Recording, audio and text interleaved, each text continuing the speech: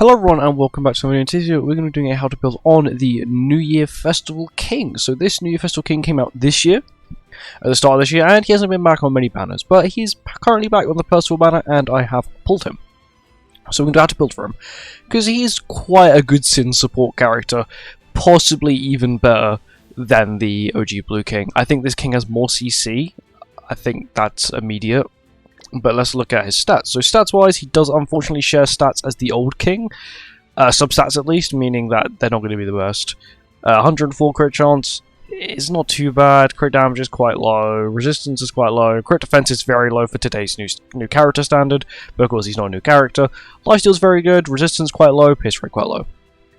Onto his skills. So he has a Deplete Old Gauge, and it is the good variant of the Deplete Old Gauge as well. It's not the horrible one, which is like 1-1-3, it's 1-2-3, which is quite rare to see. I think there's only a few characters, like a handful of characters in the game that have this skill, but it's very good.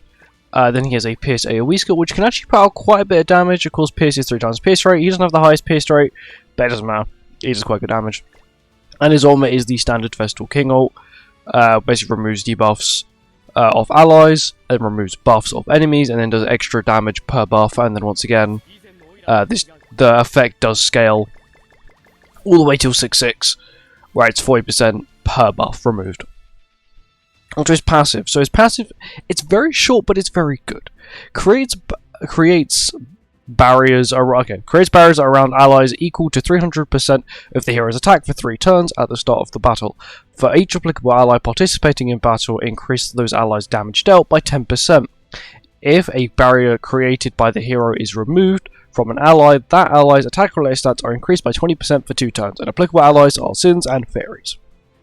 So, the reason this is so broken is because turn 1, you can get a 30% damage increase for your entire Sins team. But not only that, if you then, have its relic as well, because when the shield is applied, this relic takes effect, increase the hero's damage dealt by 15%, that's his damage dealt, and then increase basic stats of allies who are protected by the hero's barrier by 15%. So all of your allies get a 15% basic stat boost, which is quite good. So let's just say you go first, you've immediately got this big damage dealt, which is quite good.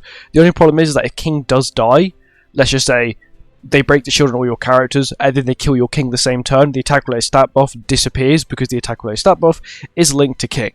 That's how it works.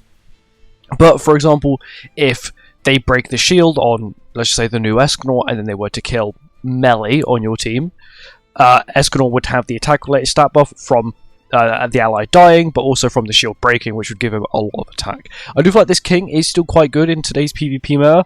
Normally people have him, but I definitely feel like he will shine a lot more in Chaos mode.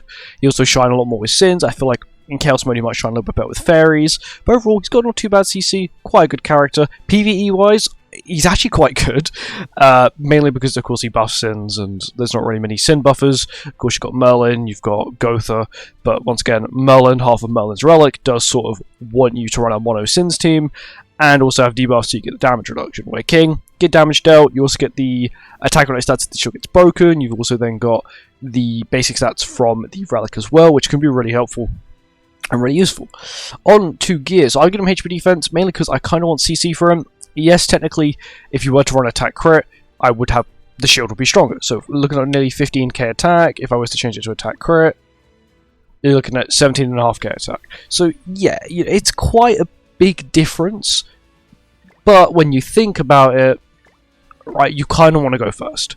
Yes, the shield will help you go second, but you still want to go first. You still want to make use of its relic, because realistically, the relic doesn't make much of a difference if you don't go first and the shield gets immediately broken, because then you immediately lose the 15% basic stats. So you kind of want to go first so you can put out the big damage immediately, and then the shield can sort of die out on the second turn, you get the attack related stat boost, then you can go on and do more damage with Escanor, Melee, even King, really. You can do quite a bit of good damage. That's really how you want to play him. Outfits wise, so of course you got the OG Festival King. This is the OG Chad Festival King. So you got the SSR outfit and the UR outfit, and you got this one, which is the SSR outfit for the New Year's variant, and the UR variant. This is the UR one. And weapons wise, you've got, I'm pretty sure 3 of these are free. So this one, and this one. Pretty sure 3 of these are free.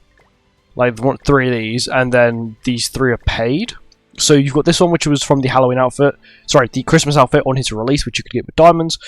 This one was once again a diamond outfit, this one again a diamond outfit. The reason I do have these diamond outfits is because back in the day, to do the dogs team at the time, which the best team was actually the patience team, you needed to have every weapon for king to ensure your shield was as strong as possible to survive. That is how it works. It's like to survive the first 2 turns. Okay, so now you've got the base Chad King headgear, you've got the Chad King Affinity headgear, you've got the Affinity headgear for this king, and then you've got the standard headgear for this king as well. Relic, once again, he does share the relic with OG Chad King, so you can get his relic in the shares. Make sure you register it, because if you let's say you've just unlocked this king, it will not be automatically registered. You do have to register it when you get a new character. So, with this, the relic can be obtained with deer as well, which is quite easy. It is quite easy nowadays. Yorn's been given out for free recently, so it's not too bad.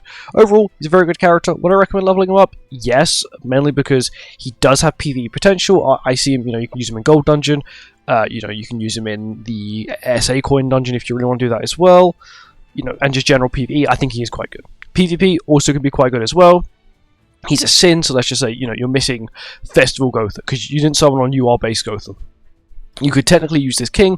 He isn't the best replacement, but he would be he's probably the best replacement you could get to still be a full DPS team. The best replacement would probably be the Vandalized Adian, who is also on the same banner that he's currently on, which is Percival's banner. But anyway, thank you for watching. I hope you guys enjoy. See you next one. Goodbye.